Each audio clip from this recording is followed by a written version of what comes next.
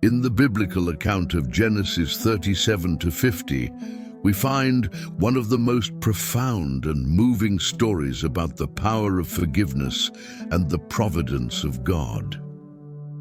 Joseph, the son of Jacob and Rachel, had a special relationship with his father, which aroused the envy of his brothers.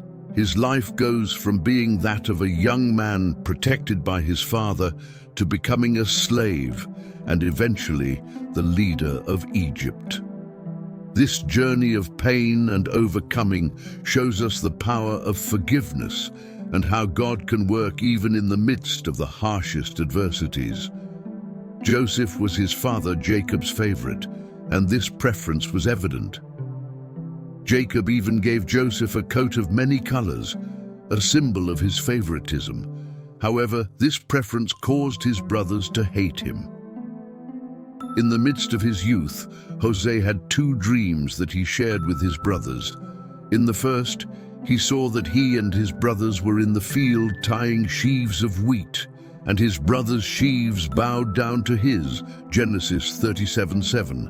In the second dream, he saw the sun, the moon, and 11 stars bowing down to him, Genesis 37:9.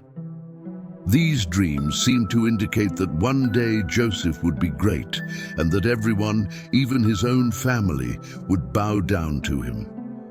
The envy and resentment of his brothers reached a point where they decided to get rid of him. Taking advantage of an opportunity when Joseph was sent by Jacob to see how his brothers were doing in the field, they planned to kill him. However, one of his brothers, Reuben, persuaded the others not to kill him, but to throw him into an empty cistern. Later, the brothers saw a caravan of Ishmaelite merchants and decided to sell Joseph as a slave for 20 pieces of silver. Thus, Joseph was taken to Egypt, while his brothers lied to Jacob, telling him that a wild beast had devoured him. In Egypt, Joseph was sold to Potiphar, an officer of the Pharaoh, who recognized his talent and put him in charge of his house. However, Potiphar's wife tried to seduce Joseph, and when he rejected her advances, she falsely accused him of attempting to rape her. As a consequence, Jose was sent to prison. Despite the circumstances, God was with Joseph and gave him favor even in prison. There, he interpreted the dreams of two of Pharaoh's servants. One of them, the cupbearer, was restored to his position, and when Pharaoh had two troubling dreams, he remembered Joseph. The Pharaoh dreamed of 7 fat cows being devoured by 7 thin cows, and 7 healthy ears of wheat being devoured by 7 withered ears. Joseph was called to interpret the dreams, and he explained that there would be 7 years of abundance, followed by 7 years of famine throughout Egypt. Impressed by his wisdom, the Pharaoh appointed Joseph as governor of Egypt, responsible for storing food during the years of abundance to face the years of scarcity. During the famine, Joseph's brothers came to Egypt in search of food. They didn't recognize Jose, but he identified them immediately.